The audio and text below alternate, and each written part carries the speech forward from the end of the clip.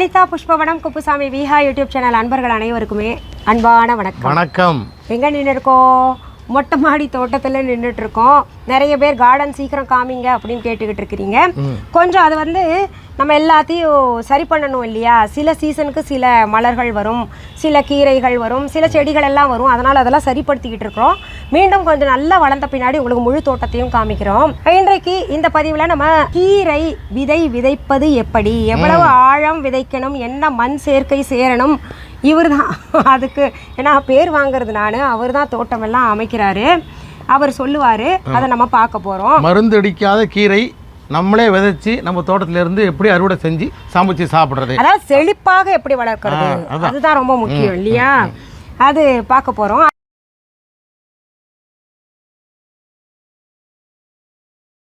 அதற்கு முன்பாக இன்றைக்கு பிறந்த நாள் மற்றும் திருமண நாள் காண இருக்கின்ற அனைவருக்குமே என்னுடைய வாழ்த்துகள். உங்களுடைய வாழ்க்கையில் நீங்கள் அனைத்து நலங்களும் வளங்களும் கிடைக்கப்பெற்று நீடூழி வாழணும்னு நான் இறைவன் கிட்ட பிரார்த்திக்கிறேன். இந்த காணொலியை காண்கின்ற அனைவருக்குமே இந்த நாள் இனிய நாளாக அமையட்டும். இது பார்த்தீங்கன்னா இது ஒரு ஸ்லோகனா போயிடுச்சு. மக்கள் அதைத்தான் ரொம்ப எதிர்பார்ப்பாங்க. ஒரு வாழ்த்து செய்தி கிடைக்கிறது ரொம்ப பெரிய விஷயம் இல்லையா? அந்த செய்தி வரும்போது அவங்களும் நம்ம இன்னைக்கு நல்லா இருக்கணும்னு நினைப்பாங்கல்ல, என்னதான வாழ்க்கை, அது அப்படியே அந்த அலைகள் எல்லாம் பரவும். அதனால சரி, இப்போ நம்ம கீரை விதைய விதைக்க போறோம். என்ன போடலாம் இன்னைக்கு? கீரை இன்னைக்கு வந்து தண்டுக்கீரை இருக்கு, அரைக்கீரை இருக்கு, சிறுகீரை இருக்கு, முளைக்கீரை இருக்கு. முளைக்கீரை போடலாம். சரி, ஓகே. முளைக்கீரை கூட்டு தான் ரொம்ப நல்லா இருக்கும். முளைக்கீரை குழம்பு நல்லா இருக்கும். தண்டுக்கீரை தண்டு குழம்புல போட்டு செஞ்சா சூப்பரா இருக்கும், மணக்கும், வீடெல்லாம் மணக்கும். அதெல்லாம் உங்களுக்கு ரெசிபி கேட்டுட்டு இருக்கீங்க, அதுவும் செய்யறேன்.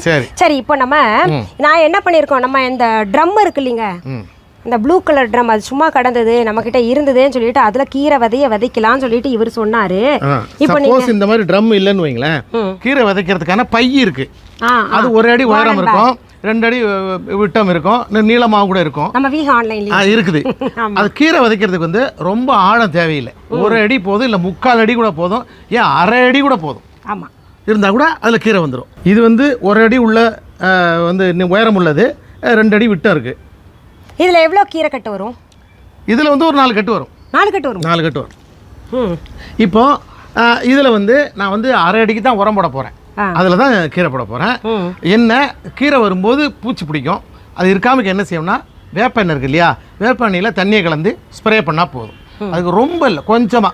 அப்போ வேப்ப எண்ணெய் கீரை கசக்காதா அப்படின்னு நீங்கள் கேட்கலாம். கசக்காத அளவு கொஞ்சமாக அடிக்கணும், அவ்வளோதான். அலசினா போயிடும். அப்படியே வேப்ப எண்ணெய் வந்தால் கூட அது என்ன நமக்கு மருந்து தானே, போட்டுமே. இன்னைக்கு நம்ம கீரை விதைய விதைக்கிறத நான் இந்த எபிசோட்ல காமிச்சிடுறேன். அதுக்கப்புறம் 1 வாரம் கழிச்சு எப்படி முளைச்சிருக்குன்னு அது தனிப்பதிவாக நான் போடுறேன். முளைக்கீரை விதைகளை நம்ம இன்னைக்கு எப்படி விதைக்கிறத பார்க்க போறோம். சரி, இப்போ நான் வந்து இதுக்கு வந்து உட்கார்ந்தா போட முடியும், நின்றுட்டு போட முடியாது, உட்காந்துக்கிறேன். முதல்ல தெரிஞ்சுக்கணும், யாரு தொட்டி வச்சாலும் அந்த தொட்டியிலிருந்து தண்ணி தங்கக்கூடாது. தண்ணி வந்து வெளியில் போயிடணும். ஊற்றின உடனே ஒரு 5 நிமிஷத்தில் இல்லை 10 நிமிஷத்தில் தண்ணி வெளியேறிடணும். மாறாக அந்த தொட்டிலே தண்ணி இருந்தால் செடி அழுகி போகும், ஒரு விளைச்சலும் வராது. அது பார்த்துருக்கேன். சரி, அந்த தண்ணி வெளியில் போகிறதுக்கு என்ன செய்யணும் அப்படின்னா, தொட்டியில் ஓட்டை போட்டுக்கணும். ஏற்கனவே நீங்கள் தொட்டி வாங்கினீங்கன்னா அது ஓட்டை போட்டிருப்பாங்க. நாங்கள் கால் வலிக்கும் இதில் உட்காந்துக்கிறீங்களா? சரி, ஓகே, மிக்க நன்றி. என்ன அப்படி வந்து நீங்கள் இப்போ ஓட்டை போடலை, இப்போ இதெல்லாம் அந்த ஓட்டை இருக்காதுல்ல, நம்ம போட்டுக்கணும். இதை பாருங்கள், நான் வந்து 2 பெரிய ஹோல் 2 பெரிய பொத்தல் ஓட்டை போட்டிருக்கிறேன். 2 போட்டிருக்கேன். 2 போருமா? சரி, 2 போதும். என்ன பெருசாக போட்டிருக்கிறேன், 2 போதும். ஆனால் இந்த ஓட்டை வந்து என்ன செய்யணும்னா, இதில் மண் போடும்போது முதல்ல ஆற்று மணல் போடணும். ஆற்று மணல் வெளியேறிடும். அப்போ அது வெளியேறாமல் கொஞ்சம் கொஞ்சமாக தண்ணியை மட்டும் விட்டு பிடிச்சி வச்சுக்கிறதுக்கு என்ன செய்யணும்னா ஓடு, இது பார்த்தீங்களா, தேவையான பொருள்கள் பார்த்துக்கோங்க. ஓடு இது வந்து என்னென்னா ஓட்டாஞ்சல்லின்னு சொல்கிறது, பானை ஓடு. இந்த பானை ஓடை இப்படி எடுத்துக்கணும். அப்படி இல்லைன்னா தொட்டி உடஞ்சு தெரிஞ்சுன்னா கூட பயன்படுத்தலாம். பானை ஓடு இந்த அளவுக்கு இருந்தால் போதும். இதை வந்து இதை பாருங்க, இப்படி சாத்துறேன், முழுசாக அடைக்கலை. இங்கே பாருங்க, இங்கே ஓட்டை இருக்குது, இந்த பக்கமும் ஓட்டை இருக்குது, இந்த பக்கமும் கேப் இருக்குது. இப்படி இதை பாருங்க, இந்த ஓட்டை இதை பாருங்க, இப்படி சாய்வாக வைக்கிறேன். அப்போ இது வழியாக தண்ணி போகும், தண்ணி போகிறதுக்கான வழி இருக்கணும். அதே போல் இங்கே இதையும் நான் சாய்வாக வைக்கிறேன். சாய்வாக வச்சுட்டு எப்படி வச்சுருக்கேன் பார்த்துங்க, நேராக வைக்கக்கூடாது, அந்த ஓட்டை அடப்படக்கூடாது. அப்போது குடை மாதிரி வைக்கணும். பாருங்கள், இப்படி மண்ணை போடுங்க. அதை மூடணுமா? மூடணும். சரி, 1 கை, 2 கை, 3 கை. இது வந்து ஆற்று மணல். ஆற்று மணல் தான் போடணும். அதுதான் வந்து உங்களுக்கு ஈரத்தை கொஞ்சம் இழுத்து வச்சுருக்கோம். அப்புறம் தண்ணி வந்து வெளியில் விடாது. 2 இப்போ இந்த இடம்லாம் இருக்கு இல்லையா, இதில் கொஞ்சம் போடலாம், மண்ணை போடலாம். கொஞ்சமாக போடணும். இங்கே அதிகமாக போட்டுருக்குறோம், இங்கே குறைவு, கொஞ்சமாக இப்படி போட்டால் போதும், அதிகமாக வேண்டியதில்லை. ஆனால் மணல் இருக்கணும். பாருங்கள், ஒரு 4 கை 4-5 கை வருதுங்க. எதுக்காகனா அது தண்ணி அது வழியாக விடுறதுக்கு. இது எவ்வளோ சுமாரா அது மொத்தம் அரைகிற வரைக்குமா? ஆமாம், சும்மா அதை கொஞ்சம் தான், ஒரு பாருங்கள், இவ்வளோதான் பாருங்கள், இவ்வளோ தான் போட்டிருக்கேன், 1/4 இன்ச்சு. 1/4 இன்ச்சு அளவு போட்டு இங்கே மட்டும் கொஞ்சம் அதிகமாக இருக்கணும். இப்போ இது மேலே உரத்தை போடணும். உரம் வந்து மாட்டுச்சாணம், மண், இந்த தென்னமுச்சி கலந்து வச்சு விற்பாங்க. இப்போ அது 3 கலந்தது இருக்குது. மாட்டுச்சாணம், மண், செம்மண், தென்னமுச்சி கொஞ்சமாக கலந்தது, இது 3 கலந்து வச்சுருக்கு. இப்போ இதில் நான் கொட்ட போகிறேன். இப்போ இதில் இன்னொன்று சொல்லிக்கிறாங்க, நம்ம விஹா ஆன்லைனில் நிறைய பேர் உரமண்ணு கேட்டுட்டு இருக்கீங்க. அது ரொம்ப வெயிட்டாக இருக்கும், ஈரமண்ணாகவும் இருக்குது, அது அனுப்ப முடியாது. அதனால என்ன கலவைன்னு அவர் சொல்லிட்டாரு. நிறைய பேர் கேட்டிருந்தீங்க என்ன கலவைன்னு, அது இப்போ சொல்லிட்டாரு. மாட்டுச்சாணம், செம்மண், அதில் வந்து தென்னம்பஞ்சு கொஞ்சமாக கலந்தது. எதுக்கான தென்னம்பஞ்சு வந்து அந்த இலகி கொடுக்கும், நீரை இழுத்து வச்சுக்கும். அதனால் அது ரொம்ப கலந்துடக்கூடாது. அவங்க கலந்து வைப்பாங்க. அப்படி நீங்கள் வெறும் மாட்டுச்சாணம் மண் இருந்ததுன்னா தென்னம்பஞ்சு இப்போ வந்து இப்போ விற்கிது, சதுரமாக வெட்டி விற்கிறாங்க. அதில் ஒன்று பார் வாங்கிட்டு வந்து அதை உடச்சி கலந்து, அது வந்து கோகோ பிட் அப்படின்னு சொல்லுவாங்க இல்லையா, அந்த கோகோ பிட். ஆமாம், சரி இருக்கு. கொட்டு தம்பி, இல்லை கொட்டு பாப்பா. முடிஞ்சா அந்த கோகோ பிட் நம்ம விஹா ஆன்லைனில் தர்றதுக்கு ஏற்பாடு பண்ணுறேன். கொட்டு. ஒரு சாக்கு முழுசாக கொட்டிடு, எல்லாத்தையும் கொட்டிடு. ரைட், போதும். இது அதிகம் இல்லையா? இல்லை இது சரி, இது கரெக்ட். இப்போ என்ன செய்யணும்னா, இந்த மாதிரி கட்டி கட்டியாக பெருசாக இருந்ததுன்னா கீரை முளைக்காது. அதனால் இதெல்லாம் உடச்சி விடணும். இந்த மாதிரி உடச்சி விடணும். இப்போ இது உடைக்கிறீங்க. ஆமாம், இதை என்ன பண்ணால் வேணால் உங்களுக்கு சப்போஸ் இப்போ இதில் இல்லை, கலக்காமல் இருந்து குறைவாக இருக்குது அப்படின்னா இந்த மாதிரி எடுத்து இங்கே பாருங்கள், இப்படி ஊற்றி விட்டிங்கன்னா இப்படி வந்துடும். பாருங்க, இதை கலந்துக்கிட்டிங்கன்னா கொஞ்சம் என்ன ஆகும்னா அது வந்து தண்ணி இழுத்து வச்சுக்கும். இது போதும் பாருங்கள், இவ்வளவு போதும் இந்த மண்ணுக்கு. இதை வந்து உடச்சி விட்டு இதெல்லாம் ஈரத்தை இழுத்து, ஒரு வேளை நீங்கள் தண்ணி ஊற்ற மறந்துட்டிங்கன்னா இதில் உள்ள ஈரத்தை அந்த செடி எடுத்துக்கும். ஆமாம், இந்த வெயில் காலத்துக்கு கட்டாயம் போடணும். ஆமாம், ஆனால் ரொம்பவும் போடக்கூடாது, கொஞ்சமாக. ஆனால் உடச்சி விட்டு இந்த மாதிரி கட்டி இல்லாமல் பார்த்துக்கணும், கட்டி இருக்கக்கூடாது. இப்போ நம்ம வந்து கட்டி இல்லாமல் உடச்சாச்சு. இது மேலாமல் இருக்குது இல்லையா, இந்த கோக்கப்பிட்டு மேலாமல் இருக்குது. இப்போது கலந்து விட்றோம், எல்லா உரத்தோடையும் கலந்து விடணும்.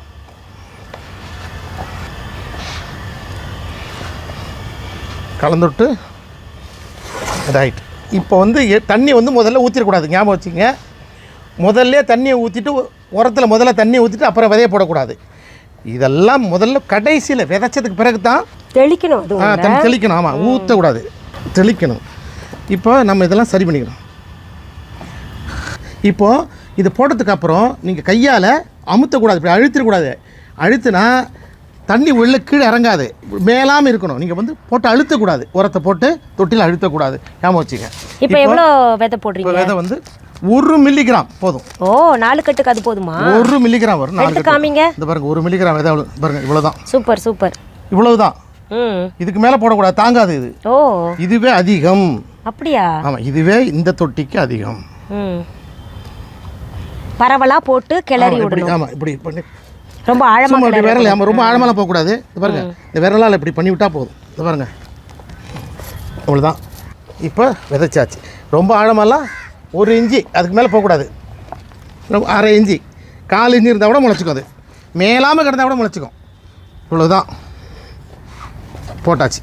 இப்போ என்ன செய்யணும்னா தண்ணி அப்படியே ஊற்றக்கூடாது, தெளிக்கணும். அப்படி எடுத்து வேண்டாப்பா, எப்படின்னு காமிக்கிறேன். பூவாளி இருந்தால் அது மூலம் செய்யலாம். அப்படி இல்லைன்னா இந்த மாதிரி இது பாருங்கள், மக்கில் தண்ணி எடுத்துக்கங்க. தண்ணி எடுத்துகிட்டு பாருங்க,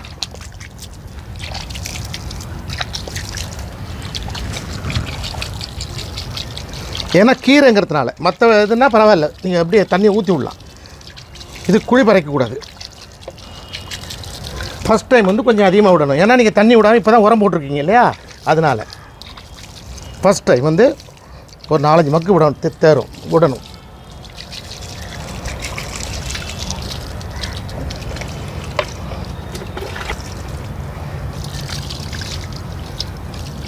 இப்போ தண்ணி விட்டாச்சு. இது மெல்ல தண்ணியெல்லாம் கீழே இறங்கி போயிடும்.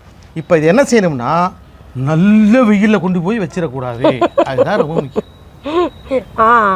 ஒன்று விட முளைக்காது, வெந்துடும். ஆமாம் ஆமாம், அரை நிழல்னு சொல்லுவாங்க இல்லையா, பட்டும் படாமல் இருக்கும் பார்த்தீங்களா வெயில், அந்த இடத்துல வைக்கணும். ஆமாம், வச்சுட்டா அங்கேயே இருக்கணுமா? இல்லை, கொஞ்சம் நாளாக வளர்ந்ததுக்கப்புறம் மெல்ல ஒரு அரை வெயில் படுற மாதிரி வைக்கலாம். அவ்வளோதான். முக்கால் வெயில், முழு வெயில் படுற மாதிரி இடத்துல வச்சிங்கன்னா அப்படியே கீரை வராது. ரொம்ப கஷ்டம் அது. ஆமாம், பட்டு போயிடும், ஒரு மாதிரி கருகி போயிடும். ஆமாம், ஒரு அரை வெயில் பட்டும் படாத இடத்துல வைக்கணும். சரி, இப்போ இன்னொன்று கேட்குறேன், இந்த கீரை விதைக்கிறதுக்கு நேரம் காலம் இருக்கா? அதெல்லாம் ஒன்றும் கிடையாது. ஓகே, விதைக்கு என்னங்களுக்கு அப்படிலாம் பார்த்தா விவசாயம் வாழ முடியாதுல்ல. அது ரைட். இப்போ பார்த்தீங்கன்னா கவர்மெண்ட்டு ராத்திரி நேரத்தில் தான் கரண்டே வருது, அப்பதான் மோட்டர் போட்டு தண்ணி விடுறாங்க. இல்ல எது கேட்டனா, இது போன்ற கேள்விகள் கமெண்ட்ஸ்ல நான் பார்த்து பழகிட்டேன். இப்போ கேள்வியும் நானே பதிலும் நானேன்ற மாதிரி நம்ம யூடியூப் சேனல்ல பண்ண. ஆனா இரவு நேரத்துல கீரை விதைக்கலாம், ஆனா இரவு நேரத்துல கீரை சாப்பிடக்கூடாது. அது தெரிஞ்சுங்க. ஏன்னா அது அதிக சக்தி உடையது, அது ஜீரணமாகாது. நிறைய மினரல்ஸ் விட்டமின்ஸ் எல்லாம் இருக்கிறதுனால நம்ம போய் தூங்கிடுவோம், வேலை ஓடி ஆடி செய்ய முடியாது. அப்படியே பாத்தீங்கன்னா நெஞ்சிலேயே நின்று தூங்க விடாம செய்யும். அது இன்னொன்று சொல்றேன், இன்னொன்று ஒரு விஷயத்த சொல்றேன். ஆல்கஹால் எடுக்கிறவங்க இரவு நேரத்துல ஆல்கஹால் எடுக்கிறவங்க கீரை சாப்பிடாதீங்க. ஆல்கஹாலுக்கும் கீரைக்கும் இரவு நேரத்துக்கும் ஒத்துக்காது, ஆளை சாச்சிரும். ஓ, அதுதான் ஃபுட் பாய்சன் அலர்ஜி எல்லாம் ஆயிட்டு கொஞ்சம் கொஞ்சமா தெரியாம சாப்பிட்டு சீக்கிரத்துல ஆயில் முடிஞ்சு போயிருது, சீக்கிரத்துல ஏதாவது ஆரோக்கியத்திற்கு கேடு வந்துருது. சரி, நம்ம இப்போ வந்து இது வச்சாச்சு, எடுத்து ஓரத்துல வச்சிடலாம். வெயில் படாத இடம் இங்க இருக்குது, வெயில் படும் அரை வெயில். ஆமா, அந்த இடத்துல வச்சிடறோம். ஆமா, அப்புறம் இது எப்படி முளைக்குதுன்னு தனி பதிவாக நான் மூணாம் நாளே முளைச்சு வர ஆரம்பிச்சிடும். 3ஆம் நாள்ல இருந்து உங்களுக்கு எப்படி முளைச்சு வந்தது, எத்தனை நாள் வரைக்கும்? 20வது நாள் அருமையான கீரை எடுக்கலாம். ஆமா, 20வது நாள் கீரை பறிச்சு நாங்க சமைக்கிற வரைக்கும் உங்களுக்கு காமிக்கிறேன். அது ஒரு பதிவாக நான் போடுறேன். 3 வாரத்துல சூப்பரா கீரை முளைச்சு நான் கீரை குழம்பு, கீரை பொரியல், கீரை இது கீரை வாரம் அந்த மாதிரி செஞ்சு காமிக்கிறேன். இப்ப என்ன தெரியுமா, இந்த கீரை நீங்க போயிருங்க, இல்லாட்டி என்ன தெரியுமா, விஹா ஆன்லைன் பத்தி சொன்னாலே நிறைய பேருக்கு ஒத்துக்க மாட்டேங்குது, கத்திக்கிட்டு வருது. நம்ம தான் சொல்றோம். ஆமா, விஹா ஆன்லைன்ல இந்த கீரை விதைகள் இருக்கு, எல்லா விதமான விதைகளும் இருக்கு, செடிகளும் நாங்க விற்பனைக்கு கொடுத்துக்கிட்டு இருக்கிறோம். இப்போ அவருக்கு ஃபோன் கால் வந்த உடனே அவர் போயிட்டாரு.